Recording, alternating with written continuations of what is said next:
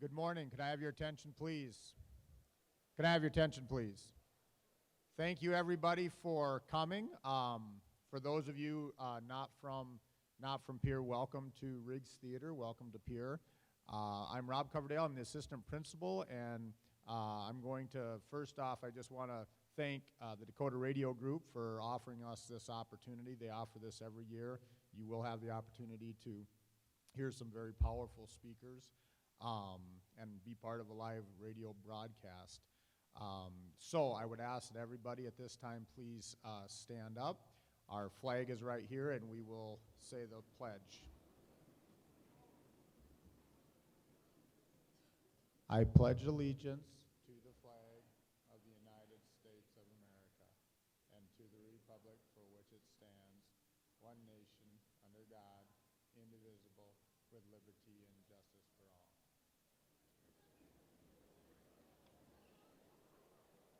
Okay, with no further ado, I will turn it over to our MC for today, Jody Heemstra. Thank you, Principal Coverdale. Well, good morning. Thank you all for being here today. We sure appreciate it. You survived snow and bomb cyclones and land hurricanes and all kinds of things last week, so it's great to see all your smiling faces here with us for Think and Drive 2019. Welcome to all of our students. They come from Pierre Indian Learning Center, the middle school. High school students from Sully Buttes. There you go. From Crow Creek, from Jones County, from Stanley County, Highmore Herald, and of course TF Riggs here in Pierre. Our first speaker this morning is originally from Mobridge, currently now residing in Bismarck, North Dakota. Dawn Ulmer is going to chat with us about the choices others make and the impact they can have on you, and a lifelong impact at that. So, with that, I give you our first Think and Drive, Stay Alive 2019 speaker, Dawn Ulmer.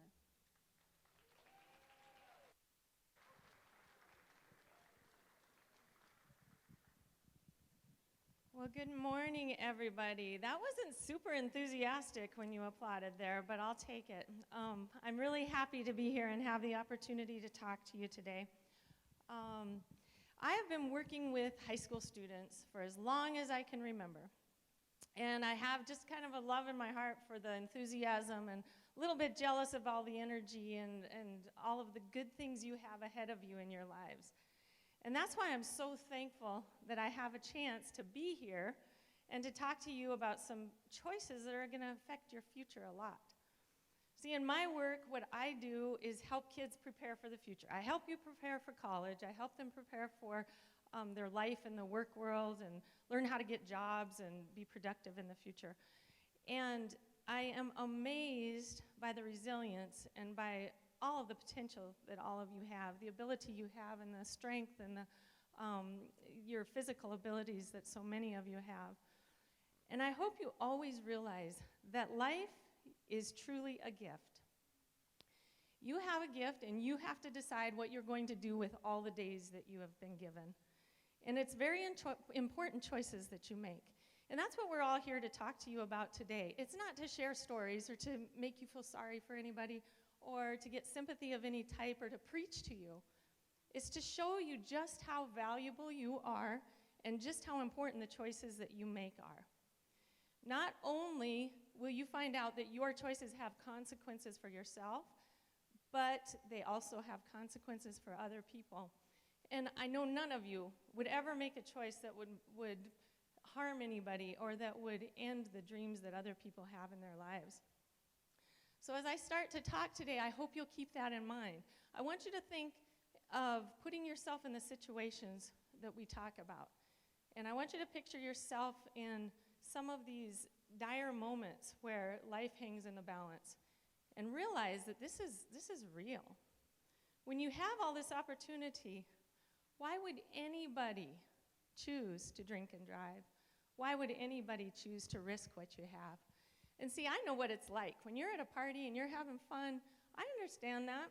I mean, you think it's a lot of fun and you are surrounded by people and you're ready to go, and it just doesn't seem like this one little choice is going to hurt you much. And maybe you've made it back to your house other times and it hasn't hurt you much. But you have to keep in mind, you are the absolutely only one can make the choice that we're going to talk about today. See, I have dealt with a lot of really talented, wonderful students in my life. And one comes to mind that was just in the situation I've talked about. He was at a party, and he was having all kinds of fun, and went to leave like he had done so many times, and he got on the highway, and he took off, and he was 5 minutes ahead of the rest of his friends, just having a good time, and he, the jokes had gone out. You remember how he got back the last time? He didn't even know how he got home. I mean, I hope you don't make those kinds of jokes, but there are people who do. And in that moment, there was laughing and there was fun, and it was a funny thing as he drove away in that pickup. 5 minutes later, his friends came down the road, and they saw his pickup sitting upright in the ditch. And when they looked at it, they thought, oh, he's playing a joke on us, because that's kind of funny things you do when you're drunk. And they saw him laying beside the road, and so they all drove up laughing and still in party mode, jumped out of their vehicles, ran up to grab him. And what they found out is it was not a joke. He had died alone on the side of the road because of the choice he made that day. And he didn't deserve that by any means, but it was his choice. And that is what the dark reality is. When you choose to drink and get in a car and drive, or drive distracted by texting, the dark reality is somebody ends up dying alongside the road all alone. There's no friends there, there's no laughing, there's nobody egging you on to do more, to drink more, and see if you can stay on the road, stay on your side of the line. There's none of that, because the reality is that because of that choice, that young man's dreams, hopes, abilities stopped right there. And he was alone. And his family was left to deal with the consequences as well. That's not what any of us want. And I know a lot about when people make choices that affect your life. Because sometimes your consequences are just going to affect you and take away the things that you love in this life. Sometimes they're going to take away your abilities, your plans for the future. But other times, they're going to take away somebody else's. And I don't know any young person that ever wants to live with that. I have lived an incredibly active lifestyle my whole life. I love being physically active. I hate sitting still. I enjoy every kind of outdoor activity. I have friends, I have family. That's me when I'm young and happy. We did camping. I just loved everything that life had to offer. Life was a wonderful thing to me. Spending time with family. I have 2 grown daughters. I love to be involved in their life. I love to go horseback riding. There's all kinds of amazing activities in my life I've always enjoyed doing. But one day, on March 2nd of 2013, I grabbed Starbucks. I headed off on the road, and I was going to my youngest daughter's district tournament game, where she was waiting to be announced in the starting lineup. I followed every rule. I got in the car, I put on my seatbelt, I wasn't texting and driving, I was driving the speed limit, I was doing everything that I could with the choices I was given. And as I took off on that road, there was a school bus ahead of me with another team and a coach in it, and we came to the base of the hill, and I decided to pass before we went up the hill. I passed, I peeked in my rearview mirror, and I saw another family pass behind me, and just in that second that I pulled back into my lane, a car came over the hill completely out of control. And you know how you always think you're going to have time? That in these situations, you're going to have time to do something. I mean, you can get out of the way, you can say a prayer, you can do whatever you can, but there's going to be time. There was no time. All I had time for was to make a reflex reaction.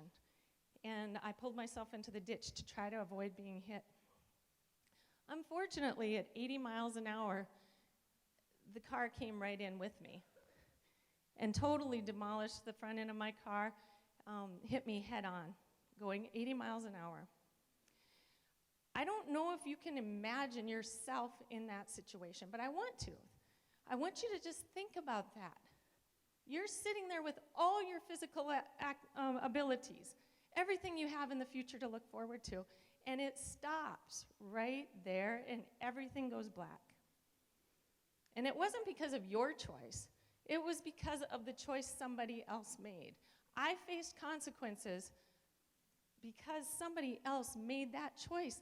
And as young people, you are so proud of being able to take your lives into your own hands. It's your life. You can do what you want with it. But think about that. With your life, can't you make a choice that's going to make sure you never do this to somebody else? So as I sat in the dark, I was so lucky that I was blessed that there were people behind me. The coach jumped out. He said he thought he was dead, and I was dead, and he didn't want to even come to the car. But he said a prayer, and he came down, he cut the airbags out, and he tried to stop my bleeding with rags, and I was unconscious, of course, and I don't remember much of anything from that time, but they said I would talk every once in a while they were there.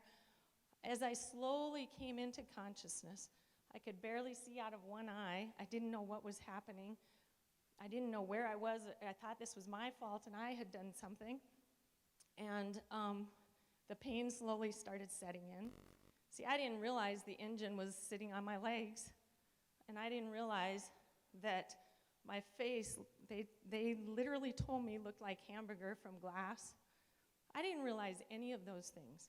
But the pain started coming, and all I could do is sit. I was totally helpless. There was nothing I could do. It took 45 minutes for the jaws of life to pull the engine off my knee and get me out of the car and into an ambulance and on the way to Bismarck Hospital.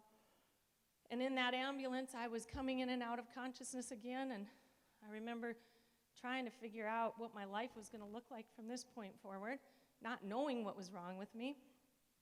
But I asked at one point how much farther, because breathing, every breath felt like a knife stabbing in my chest, and I didn't know if I could keep doing it. And they said 15 minutes, and I thought, well, okay, I can breathe for 15 more minutes. Now, once again, I'm here because I'm blessed. I'm one of the fortunate ones because it's a miracle I can stand up. It's a miracle I can talk after what happened. But think of yourself in that position. Somebody made a choice that took everything I had from me. As far as my own physical, I had my family and wonderful people around, but my physical abilities were taken at that point. This is, I don't know how long after the accident this was, but they didn't know if I even had my eye anymore. My daughter was waiting to be introduced and was pulled off the bench as I sat almost at death's door when they were taking me in the ambulance. They didn't know if I would make it to the hospital. My head had been fractured from the top all the way through my sinus, down under my eye. I had multiple fractures in my head. My ribs were all broken. My collarbone was broken. My kneecap was crushed. And I'm not talking just a crack. It was crushed into crumbly pieces. I had lacerations. I had broken ribs. My heart was bruised, and that's why I had so much pain in my chest. So everything that I had known to that point, I was not physically able to do. There was no guarantees that my brain was going to work. There was no guarantees I would ever walk again. And I could hear the doctor talking, and I could hear what he was saying. He said she was squished like a bug. He said, and all I can do is try to put her back together. So as time went on, I spent weeks in the hospital. And they had to do a surgery to fix the bones in my head. The surgery required them to take an incision from this ear all the way across my head to this ear and pull my scalp down and put plates and bolts in to push my face back where it was supposed to be. This eye was a fraction of an inch lower than the other one because it was all broken under here. And they had to put, I still have bolts and plates, and my head is still numb on this side of my head. They had to pin and put a wire through my kneecap, and I had to keep it absolutely straight for 3 or 4 months. I spent weeks in the hospital. There was so much pain that I couldn't even, I was on like 2 to 3 different pain medications that were making me sick, so I couldn't eat, I couldn't move. There was a sign in front of me that said, "Don't blow your nose." Okay, my brain had been impacted, and so I kept thinking, what does that even mean? But my sinuses had been fractured, so there was just a big hole here. There had been a hole in my eyelid. When I had laid at the table, when I first got to the hospital, I told them, I said, I feel like something's in my eye. And when they went to look, I had a piece of glass that was the size of my small finger stuck right in the corner of my eye. So I'm very fortunate that my eye works now, because they didn't know if that would either. So I feel blessed to be here. But once again, the weeks in the hospital, for somebody who's used to going 90 miles an hour and doing everything possible, another person's choice impacted me. As young people, please remember what your choices' consequences are. You don't want to be here. Time went by, and things started to heal while I was in the hospital, and it was time to go, and that was a scary time too, because after leaving the hospital, all I had was a wheelchair for 3 to 4 months. I laid in a hospital bed. I had a nurse that became a very dear friend that took care of me for 3 months while I couldn't do any of the things that I used to do.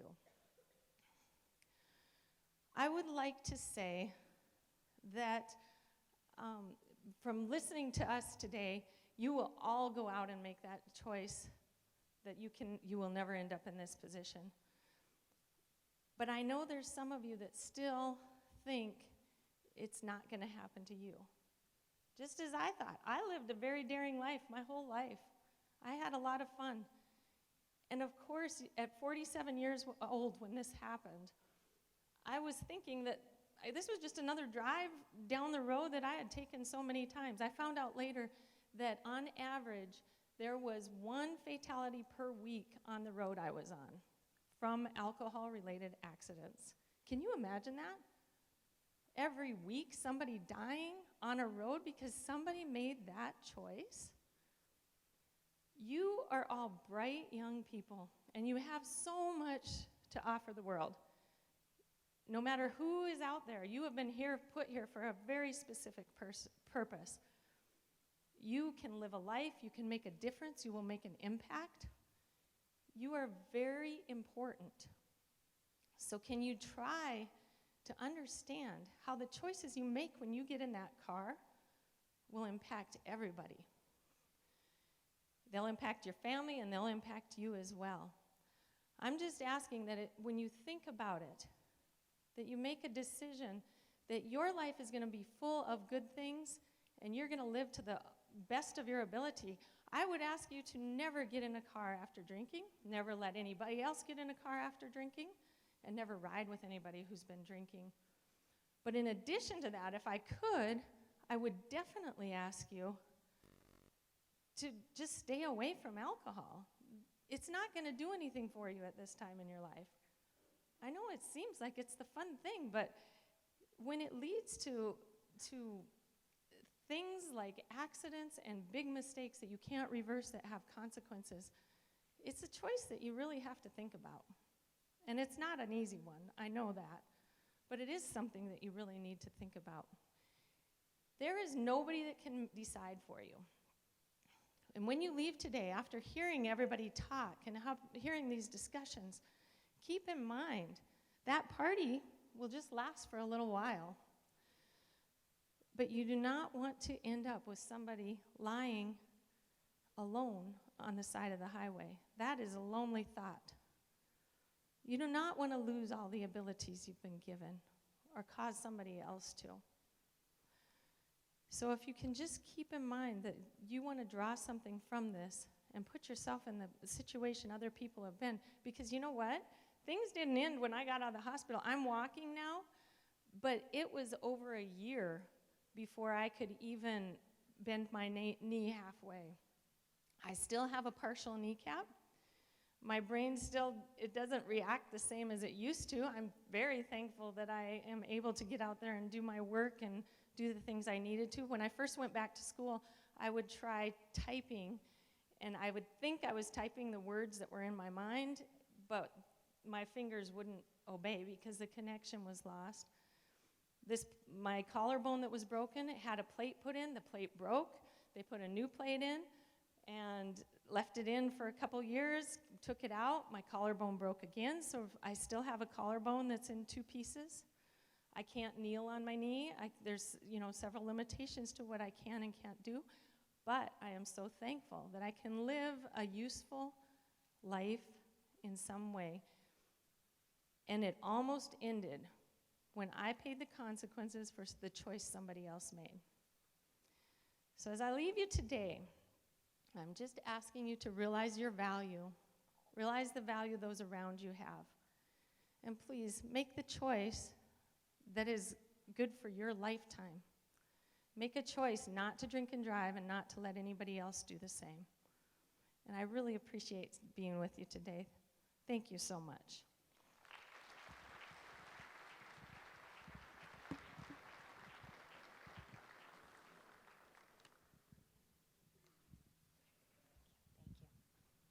How about another round of applause for Dawn coming in, speaking with us today? We sure appreciate it. You are listening to Think and Drive, Stay Alive 2019 with the Dakota Radio Group.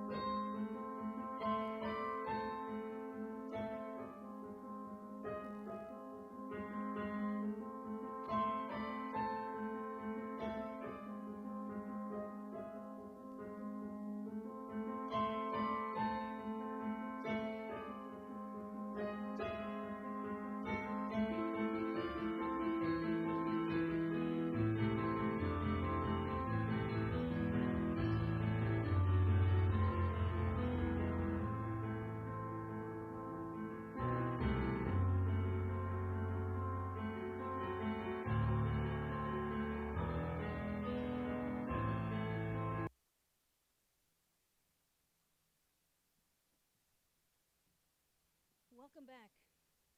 Welcome back to Think and Drive, Stay Alive 2019.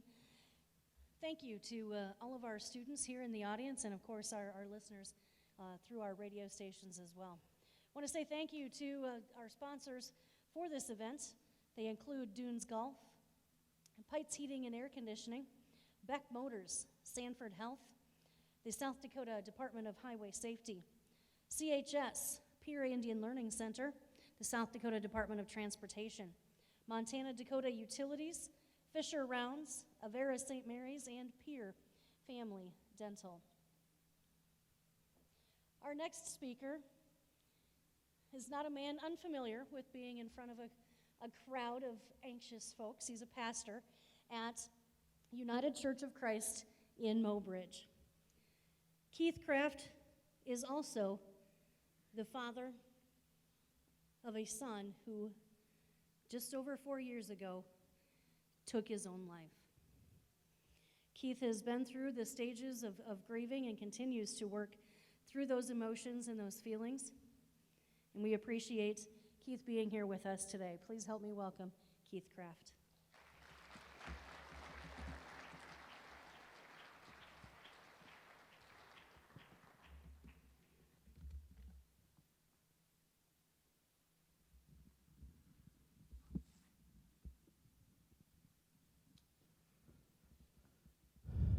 Phone rings next to my bed.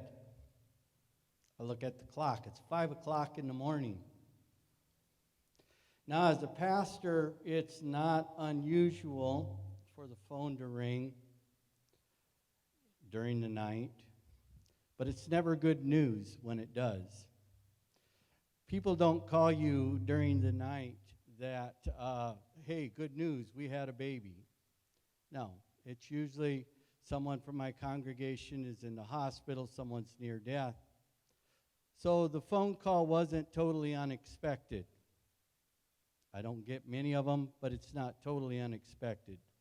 5 o'clock in the morning, December 8th, 2014. What was unexpected was the voice on the other end. It's Sergeant Heil. My youngest son, Ben, his sergeant from his guard unit. Ben had just had a drill that weekend. This is a Monday morning. He went back to Sioux Falls where he was in school at Augustana. Sergeant Heil says, Keith, are you home? My first thought, well, was, duh, you called my home phone number. Yes, I'm home. I said, yeah. He says, I need to talk to you. We're outside your door. Immediately, the heart starts to sink. The mind starts to race.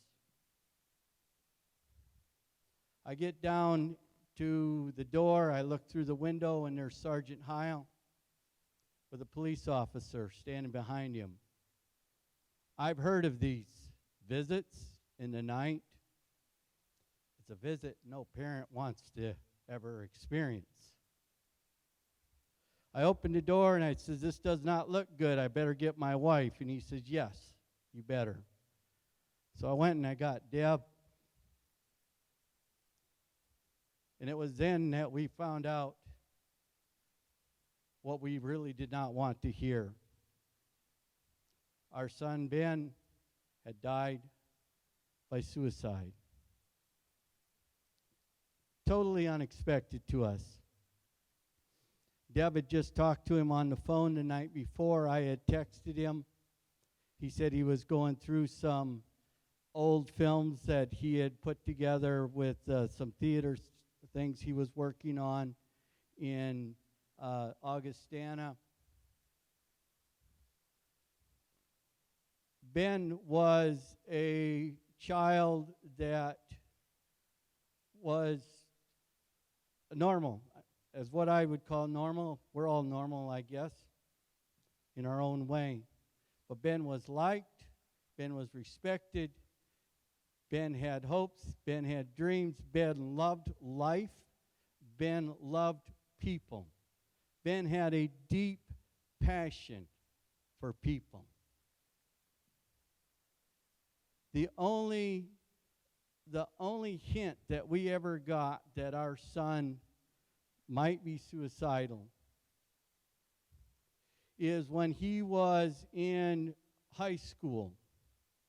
I was sitting in my office, and the principal calls me. He says, "Keith, you need to come to my office. Your son is sitting here, and he's talking about experiencing dark places." As a parent, you're concerned. We went, we visited with Ben, we talked to him, we got him a counselor. He went through that for about 6 sessions. Counselor said he was doing fine. He was learning how to cope with when these experiences came on. Ben went on to graduate from high school. He joined the National Guards. If anybody's going to break mentally, you would think it would be during the Guards, but Ben seemed to know how to handle it. He knew who the chaplains were. He knew who to go to talk to. He had things under control. He spent a year in Afghanistan, mostly bored. He would have loved to have gone out on more missions because he wanted to help people, and he felt like that's what he was doing there, was helping those people. He comes back. He's back in school, and we think things are going well. And then we get that one phone call. This is my son, Ben. Died about 2 weeks after his 24th birthday. Suicide. By the numbers. These statistics are boring. I know. Statistics are boring. Suicide is the 10th leading cause of death in the United States. 2017, over 47,000 deaths by suicide. That's 129 people per day die by suicide. What's even more alarming, in 2017, there were over 1,400,000 attempts at suicide. 9 out of 10 people who die by suicide have a mental health condition which contributes to their death. Suicide is a health issue. One of the things that I realized during this time, right after our son's death, was my mind was racing, and my mind went back to that time when the principal called me into his office, and Ben talked about dark places. And I know that suicide itself comes with a stigma. Nobody wants to talk about it. Nobody wants to talk about mental illness. When I was, during that week in between my son's death and his funeral, I got a sympathy card from someone. They were well-meaning. But they said, in spite of Ben's death, I will struggle to be proud of him. I thought, I am not going to be ashamed of my son, and I'm not going to be ashamed of the way he died.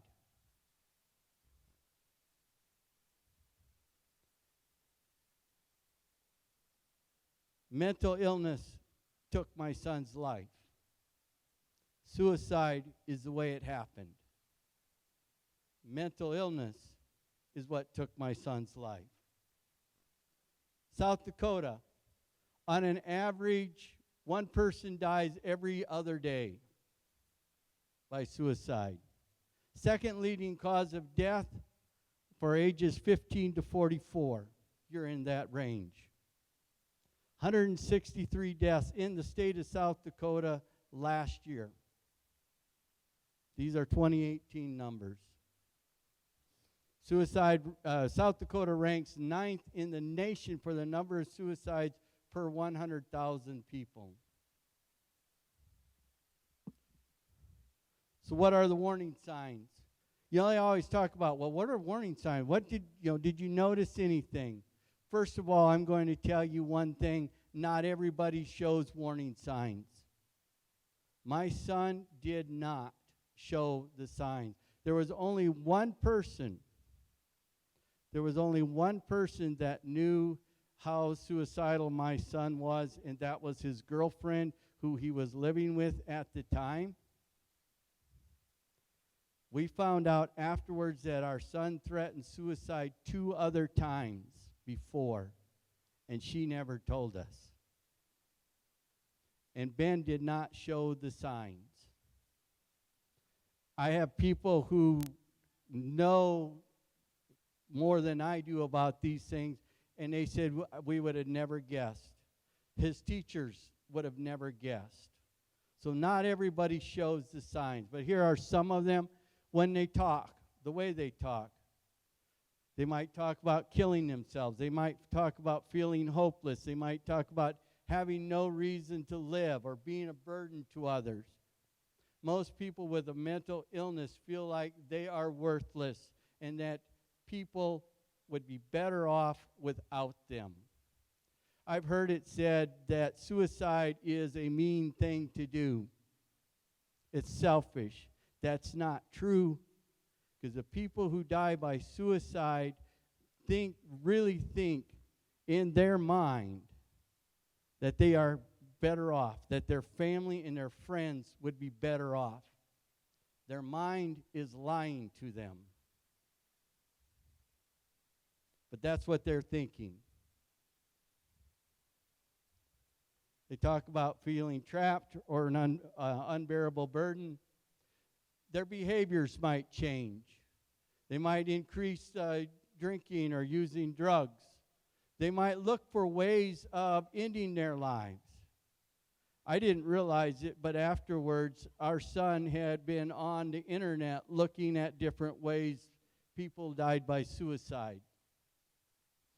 They withdraw from activities. They isolate themselves from family and friends. They sleep too much, visit or calling people to tell them goodbye. Giving away prized possessions, aggression, fatigue, risky behaviors. People who are suicidal will tend to take risks. They don't care. They'll drive too fast. They'll drink more. It's that thing in their mind that says, we don't care.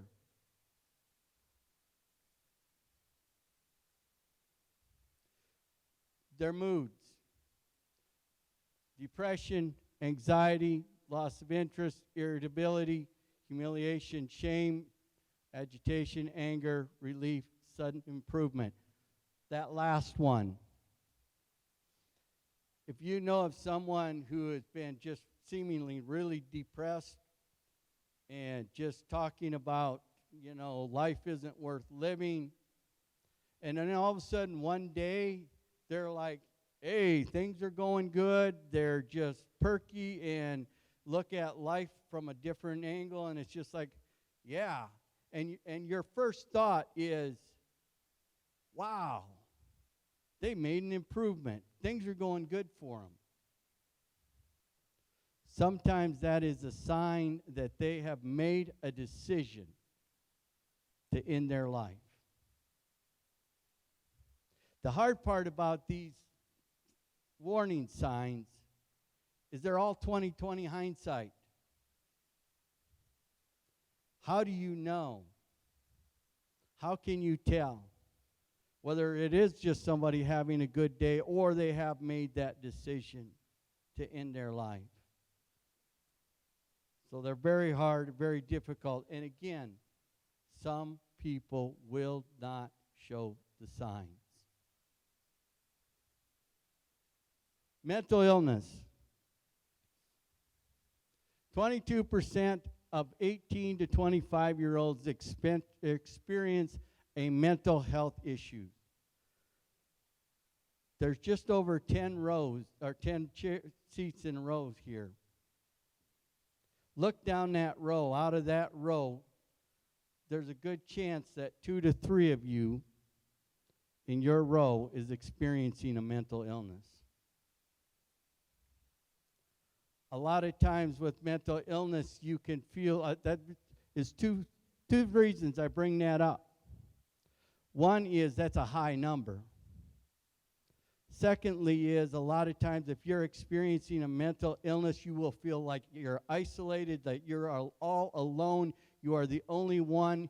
Just think about that. 1 in 5 other people are experiencing the same thing you are. You are not alone. You do not need to feel isolated. You do not need to feel ashamed, because you are not alone. 6%.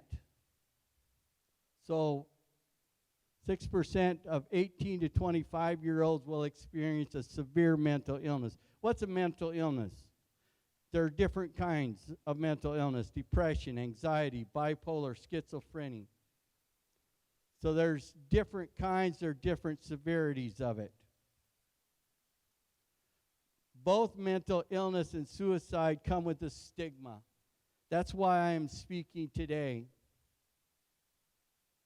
As I said, I am not going to be ashamed of my son. I am not going to be ashamed of the way they died, and nobody else needs to.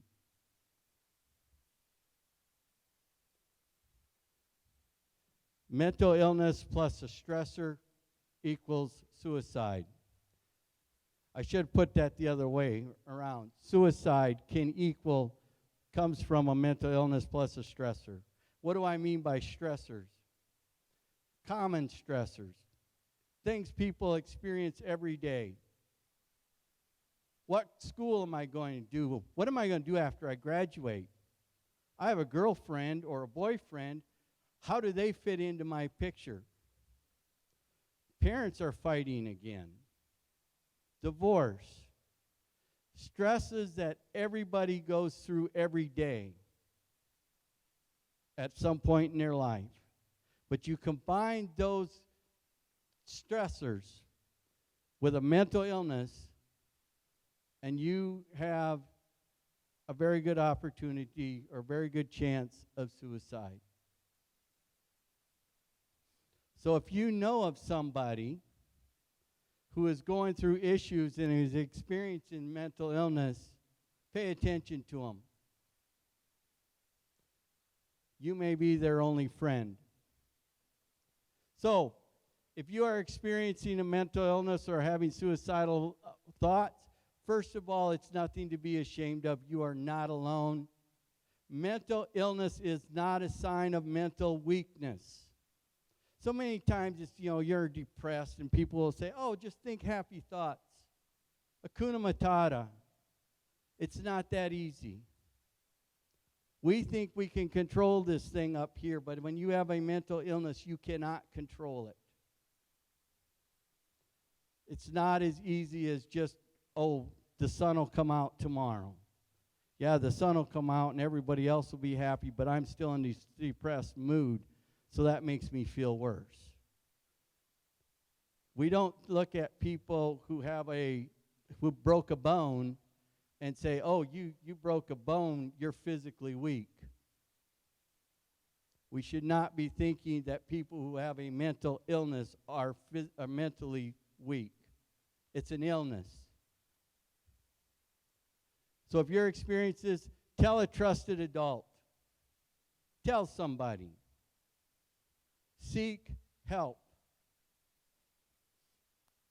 As a friend, if you know of somebody who's experiencing mental illness, talk to them privately. Listen to their story.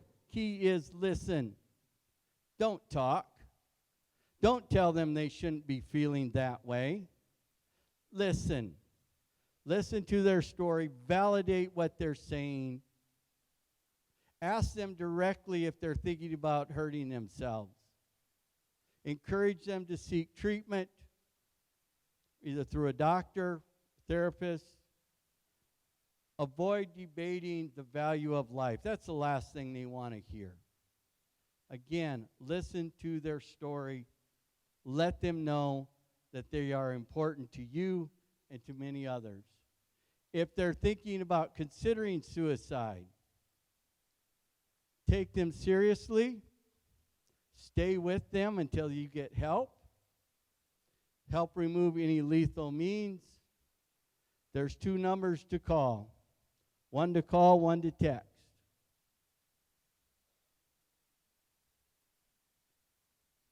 Go with them. If you have to, go with them. Be their support. Tell someone else. If somebody, a friend comes to you, this is important. If you're not the one that is experiencing this, if you're a friend, be a friend. And if a friend comes to you and says, I have something I'm going to share with you, but you have to promise me not to tell anyone else. Hopefully you will think before you say anything and say, that depends on what it is, whether I can keep that promise. Because if they tell you that they are considering taking their own life, you have to break that promise. That promise is one you cannot keep because you care about that person. You cannot keep that promise.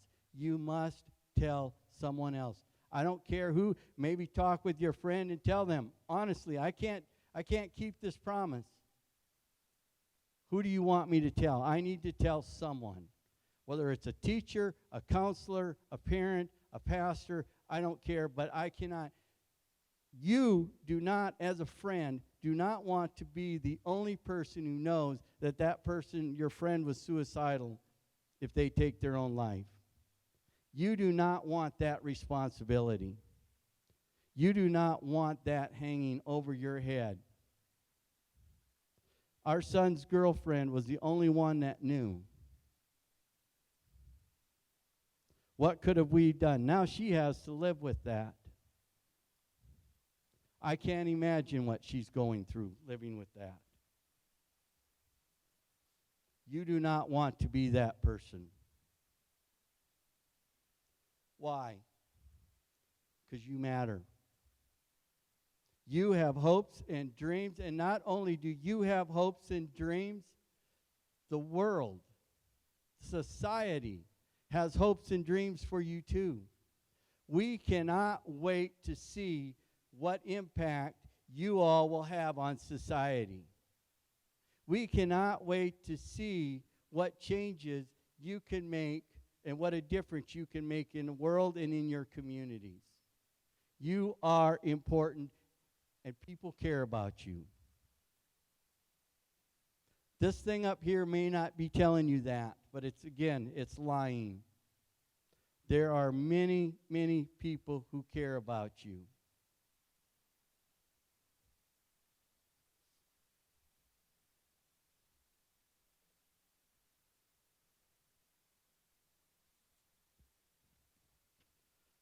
I am Ben. I am of Keith and Deb, Lee and Darlene, Don and Thelma. I am a brother of Belisa and Alex, Andrew and Jessica. I'm an uncle of Julianne. I am the best friend of Haley. I am the foothills of Wessington Springs, the river breaks of the Missouri. I'm a child of Eden Seminary and Mobridge schools. I am a young man of Northern State University and Augustana University. I am the farm. I am the city. I am the small town. I am a warrior of the South Dakota National Guard. I am the 200th, a proud builder of bridges, a veteran of Afghanistan. I am theater, Northern Fort Players, and Black Hills Playhouse. I am music, drama, and speech. I am an advocate for the voiceless. I am a hunter, a lover of the outdoors. I am joy and happiness. I am pain and depression. I am the person you see. I am the person I keep hidden deep inside. I am confident. I am uncertain. I am hope for the future. I am despair for today. I am a child of the church, a person of faith, I am loved by God and by many. I am Ben. I speak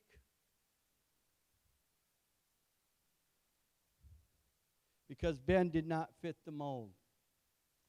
Most of the time we have in our minds what people with suicide or mental illness look like. And Ben didn't fit that mold. And during that week between Ben's death and Ben's funeral, I knew we needed to start talking about it. We need to start talking about mental illness. We need to start talking about suicide. We need to get educated, and we need to remove the stigma so more people are talking about it. It's through talking that we can learn, and it's through talking that we can hopefully save more lives.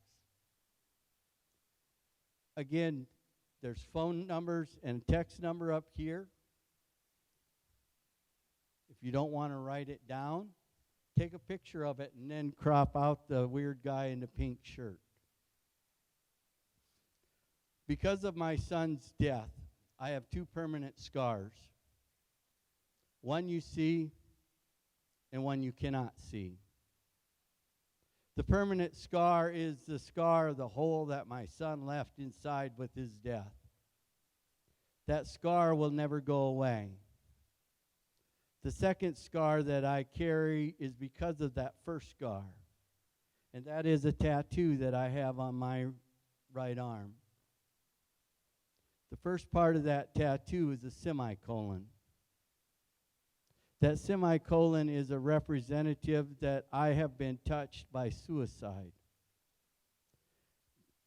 But along with that, it also says that I am willing to talk about it. I am willing to talk about my son's story. If you are experiencing mental illness, if you're experiencing suicidal thoughts, I'm a person you can talk to. But that talk will not stop with me, because I can't help you, but I can sure support you. I can help you find the help you need. But it's not going to just be through talking with me. It's through seeking professional help. And again, it is nothing to be ashamed of. We cannot go through life alone. We are in this together. You are important. You are valued, and your lives matter to us. Thank you.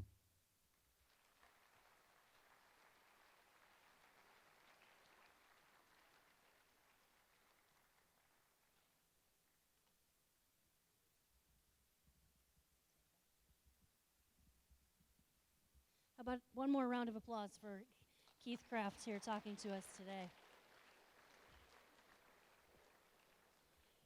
You've been a great audience so far. We have one more speaker, and I will introduce her after this quick break. You're listening to Think and Drive, Stay Alive 2019 with the Dakota Radio Group.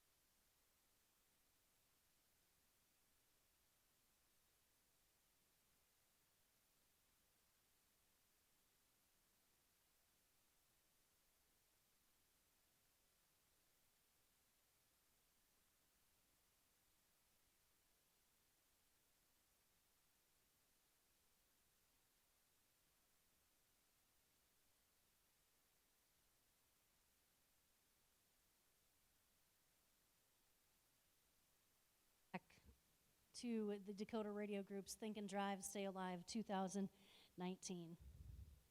Our third and final speaker is Kendra Hauk with the South Dakota Department of Criminal Investigation. She is a special agent, and I will, with no further ado, turn it over to Kendra for you.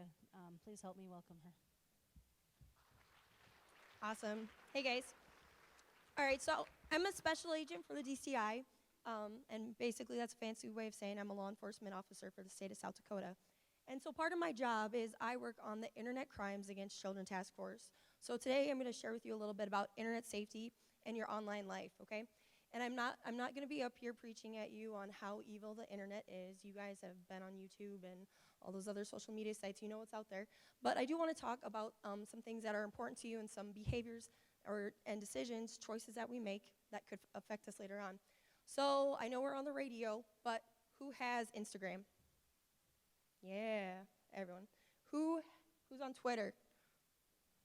Nice. Okay, YouTube. Anyone have a YouTube channel? Very cool. Facebook? How about Facebook? Oh, some people admit it. Facebook's for old people, though, right? No? And what about the last one, Snapchat? Everybody has Snapchat. I know you do. All right. So, like I said, I believe that internet is a very powerful tool, but it's all about how we use it, okay? So we're going to talk about that. So risky behaviors, these are things that could get you or your friends in a lot of trouble. So sending mean or rude messages, right? Posting those things online, sharing inappropriate photos. We're going to talk about sexting, okay? How about talking about adult subjects or visiting adult websites? So I'm talking about dating websites or dating apps. A lot of those, you have to be 18 or older to use those for a reason. Also pornography websites, they're out there. I know you guys know about them, so do I. But there are very risky places for you guys to be going online.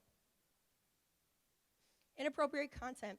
Okay, I'm going to tell you, everybody has the one dumb friend on Instagram or Facebook that's going to take a photo of you doing something you do not want the rest of the world to see. Who has that one dumb friend? Yeah? And if you're not raising your hand, you could be that one dumb friend. So take that as a note, right? Everybody knows that person, okay?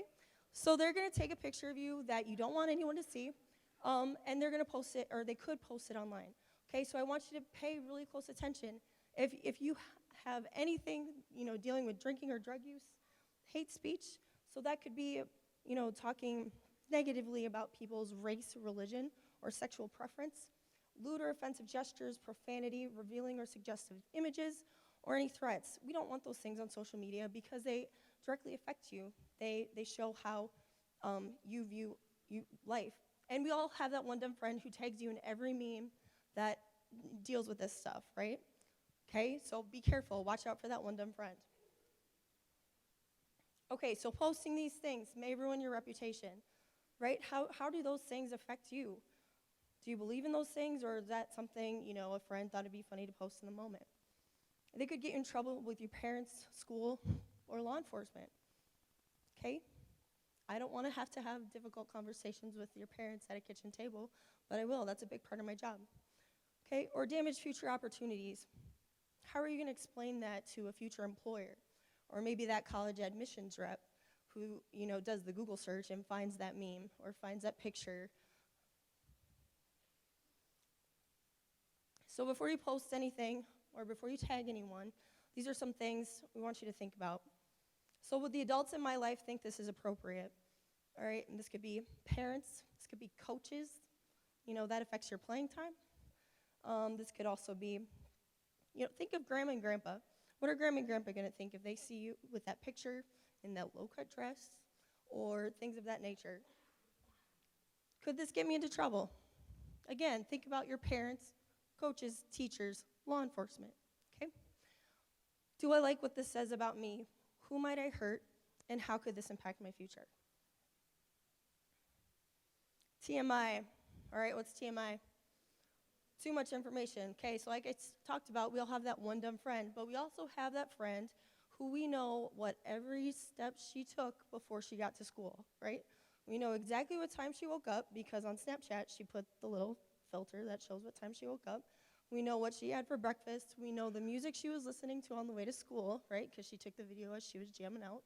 Um, we share a lot of information online, and I want you to think about how quickly that information can spread. Okay, so when it goes online, this not only goes to your friends, it goes to your friends' friends, or if your page is public, it can go to anyone who happens to be upon it at that time, all right? It can reach people that you don't want it to. People watch you. People watch you online. I can guarantee your parents, your relatives, your coaches, your teachers, they're checking on you, okay? They want to know what's going on in your life, and they're going to be following up. Then again, later on, we're talking about how all these choices are impacting our lives. Think about those future opportunities that could be damaged. Think about the college you want to get into, or that dream job you have someday. You don't want it to come back to a post from 2019 that's going to affect your ability to get that dream job or get into that dream school. And also, it could be permanent, right? So I know we watched the video about Amanda Todd between the commercial breaks, and I promise we're going to come around to that. But once this information is out there, right, it gets shared, it gets retweeted, it gets saved. That information is out there forever. So you need to stay in control. Personal information, a lot of this, I know you guys know better. You may not be posting your password to your Gmail account online or your home address where you live, but think about it. We know that you guys have Snapchat, so how on Snapchat could I find you? Snap Maps, right? If you pulled out your phone right now, how many blue bubbles do you think we'd see around Tia Friggs? A lot, right? People know who you are, and it's a risky behavior, because if someone's seeking you out, if someone wants to find you, it's an easy way to do that. How about find your friends on your iPhone? You guys have that? Yes? Okay, so you can see where each other are at all the time based on your cell phone. And again, just don't share this information online. If you don't want your personal information online, don't share it about your friends. And don't share your passwords with each other, okay? I know that you guys have streaks going on Snapchat, and you have to quick log in to your friend's phone so you can keep the streak alive. Don't do it, because what can they do? Now they have your information, right? Can they log back into your account? How many times have you, the Facebook hack, right? Someone gets in, posts on someone else's wall that someone's been impacted by their account. Okay, don't do it. Privacy rules. So I know you guys know this, have a different password for each account, but really think about this. And beyond social media, if you guys have online baking, things like that, if that's your Facebook account, how easy would it be to get into that information? Super easy, okay? Don't treat this information all the same. Use privacy settings. You don't have to be friends with everyone, okay? You do not have to open up your social media accounts to everyone in the entire world. It's okay. In fact, it's really safe if you don't. Remember who you friend. Better yet, know who you friend, okay? You should know the people that you're friends with on social media, because do you want them to tag you in something? Do you want them to post pictures of you? Those are things you need to think about. And we're going to talk, about pictures and stuff like that, but catfishing. Who's seen the show Catfish? Right? This happens. Just because you're being real on social media, you're showing pictures of you and what you're doing in your life, that doesn't mean that everyone else is going to give you that same respect, okay? And those are the people I work with, okay? Look for the lockdown symbol. So, especially if you're putting any financial information, that S stands for secure, okay? Make sure you see that, especially if you're going shopping online. Don't share your personal information, and don't share passwords. Pretty self-explanatory, guys. Okay, your photo fate. We're going to talk about sexting. And this is where I get a little hard on the guys, okay? So, girls, you're not innocent either. But guys, don't ask for pictures, okay? It's not cool. It's illegal. There's a juvenile sexting statute in the South Dakota codified law. Okay, it's a misdemeanor. So one photo could land you a misdemeanor. How's that misdemeanor going to affect your life?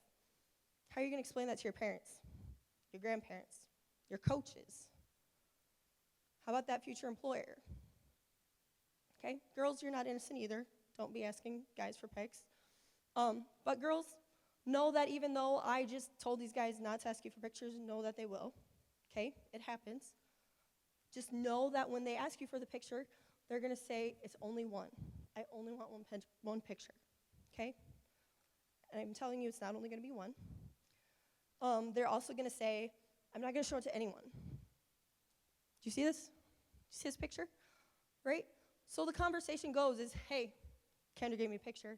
Nuh-uh, no she didn't. Yes, she did. Prove it. Right? That picture doesn't mean anything unless they can share it. They're going to say prove it. Okay? They're going to tell you, I'm going to delete it. Do you think that happens? What's the power in deleting that photo? There's no power. Okay? They're not going to delete it. And just because you don't see the screenshot on Snapchat doesn't mean there's different ways to get around that, so don't fall into that trap. Girls are going to tell you anything that they can think of to get that photo, and once that one photo is out there and in their hands, it is completely out of your control. Okay? Completely out of your control. And so what happens is that one photo is now, hey, if you don't send me another photo, I'm going to put this online. Or if you don't send me a video, I'm going to put this online. Or I'll put it online and I'll send it to your parents. Or I'm going to show everybody. Or if you don't send me another photo, or if you don't have sex with me, I'm going to put this online. Okay, so this escalates very quickly. We saw the video about Amanda Todd. How did that start? One picture, right? She flashed a camera to a guy she was talking to online. One picture. So a revealing image may get lost or misplaced. Okay, and you're saying, how the heck can someone lose an image? Okay, true story. 2 South Dakota kids, they're dating, girl and guy dating, sending pictures to each other. The girl loses her cell phone. Lost it on the street. A guy walking his dog finds a cell phone, doesn't have a passcode lock, finds all the pictures this girl has been sending to her boyfriend. Well, that young lady did not know that the guy walking his dog was into those kind of pictures. Okay, he liked young girls. And one thing in child pornography rings and websites, in order to get into those strings and that activity, you need to submit new material. Okay? This guy he landed on a gold mine.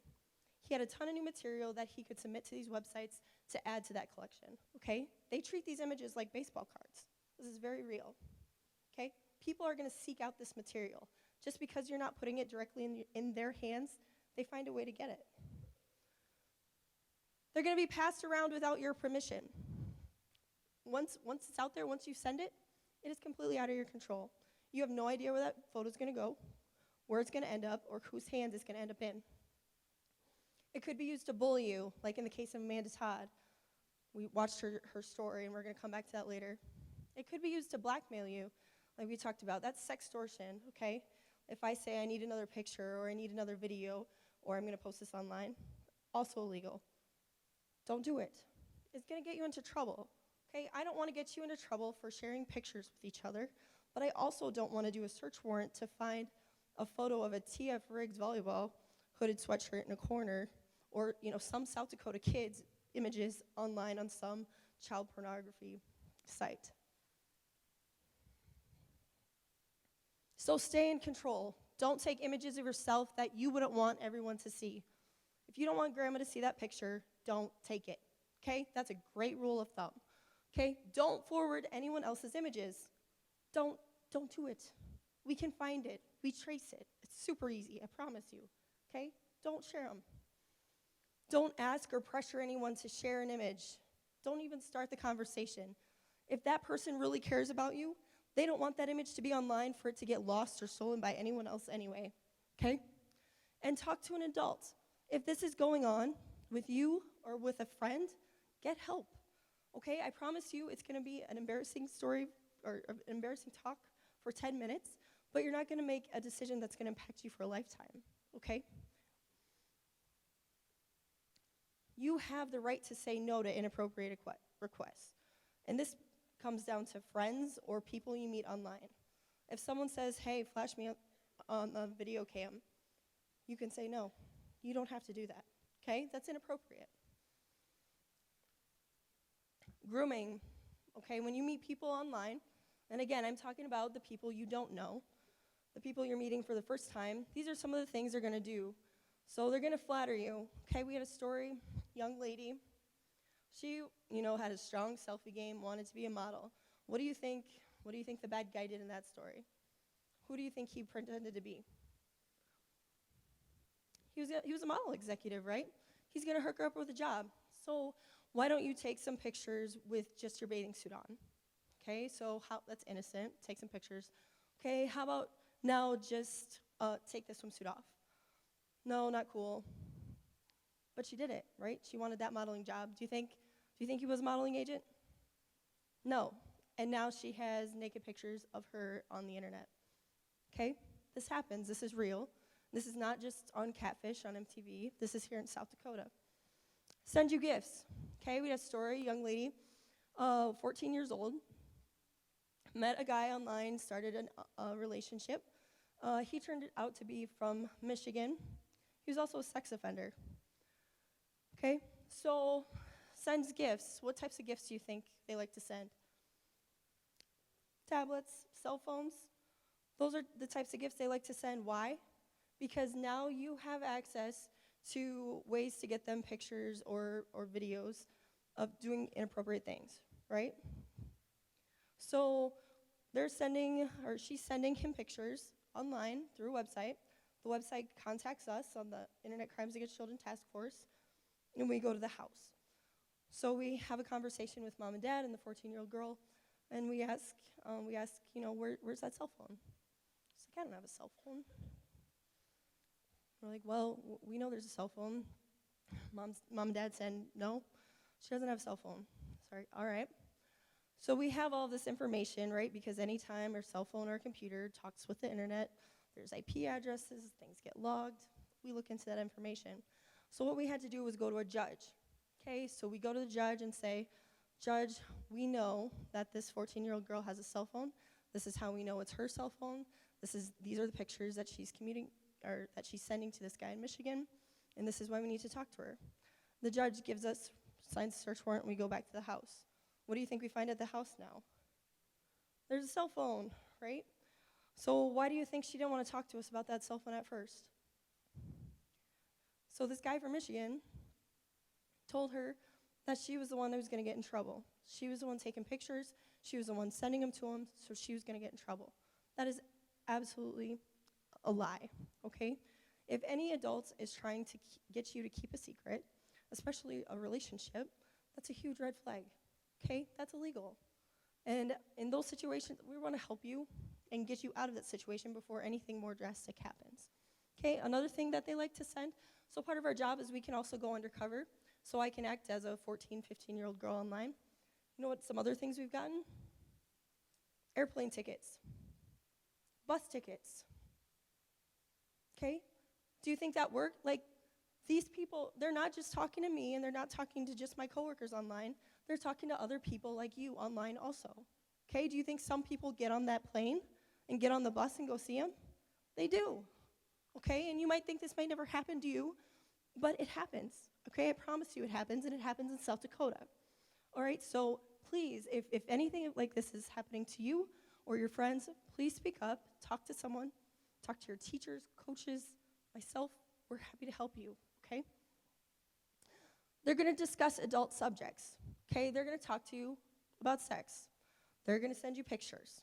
They're going to send you links to pornography because they want to see what your reaction is going to be. They want to see if you're sensitive to that material or if you're interested, if you're curious. Again, they're going to ask you to keep secrets. No adult should ever ask you to keep a secret. Okay? They're going to turn you against your family and friends because they want them to be the only person that they think you can depend on. They want to isolate you and make you feel like it's only you and them against the world.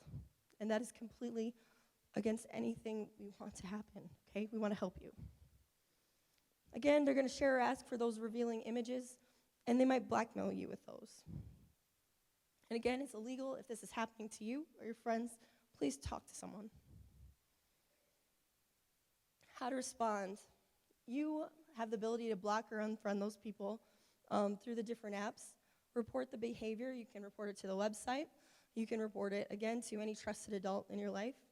But just talk to someone, okay? Don't try to fight this alone. And guys, this is not just girls either, okay? So another story, we had a 15-year-old guy. He thought he met a girl online. Do you think it was a girl? No. Okay. So the 15-year-old, the girl he was talking to, asked him to masturbate and video on a video chat. And of course, they recorded it. Okay? So now the girl, right? The girl who's actually a 55-year-old guy from Maine, he says, if you don't send me another video, I'm going to put this online. That 15-year-old boy did not know how to handle that situation.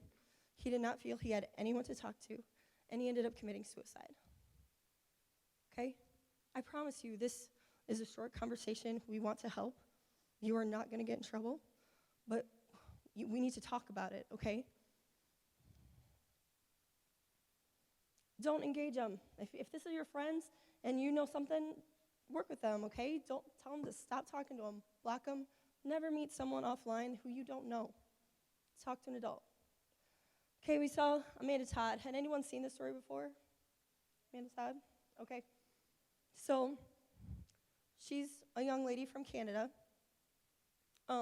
This is actually hers, so this is not an actress that is showing her story. This is actually Amanda Todd. And so through the story, you saw that it started with her meeting a guy online, video chat. She flashed him. He got a screenshot of it, right?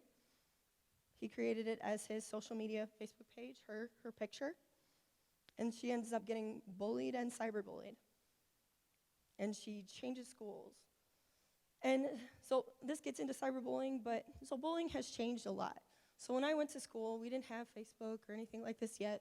And if I'm going to bully someone, it's going to be, in a gym, in a classroom, and only the people in that room can hear it, right? If I do this on social media or online, who hears that conversation? Who sees that conversation? Everybody, right? Anyone who has access to it. Okay? So another thing is if I was, if we're going to bully back in my day at school, it ended at the end of school, right? Because we got to go home. We did sports. We went home. Okay? Now, you guys are going home. You have your cell phone with you all the time. So that bullying can continue all the time, right? And I know you guys have heard the sticks and stones may break my bones, but words can never hurt me, right? Do you think that's true? Do you think that was true for Amanda Todd? Do you know the end of the story for Amanda Todd?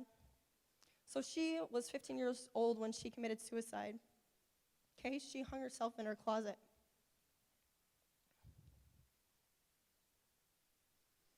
So cyberbullying, don't respond.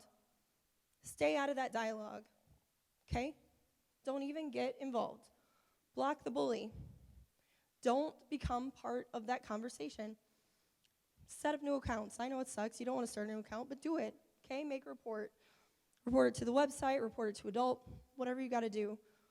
Don't become part of that narrative. We had a story. A girl was getting cyberbullied so bad. She was going through all of these social media posts, and she told us that she saw one. She saw one post where another girl stood up for her and said, knock it off, and that one post was the difference between her taking her life. Okay? So we talk a lot about choices today. We talked a lot about challenges, and that's going to be my challenge to you. Be that one voice. Be that positive indicator. Okay? Create a positive online environment. Be careful about what you share. Watch out for that one dumb friend. Okay? Don't cyberbully or encourage it. Don't become a part of that narrative. Don't request inappropriate content. Okay? And if anything happens, please report. Don and Keith, everyone's talked about if you're running into struggles or challenges in your life, reach out to an adult. Okay, there are many people in your life who care for you and want the best for you and want to help you in making choices, especially if you need help. Okay? So with that, again, I'm going to challenge you guys. Be the change. I think we have you guys are part of great communities and schools. And I love being in this role, especially in South Dakota. So I'm going to challenge you guys to be the best you can be online, make responsible decisions and choices in your life, okay? All right, thanks for your attention this morning.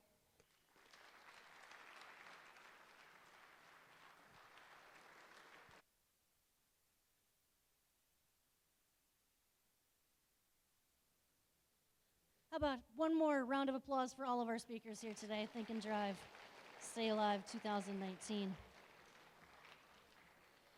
Well, thank you, of course, to the schools and all of you students for being here with us today. We certainly appreciate you taking the time to come to the Think and Drive, Stay Alive 2019 event.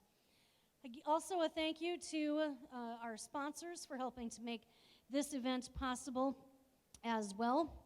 I do believe, Kendra, are you going to be handing out the webcam covers? Peer students, you'll pick yours up as you go. The other schools, we've got yours in packages for you, and those will go home with you, and you will get them upon your return. So, again, thank you for listening on the radio and being here for Think and Drive, Stay Alive 2019 on the Dakota Radio Group.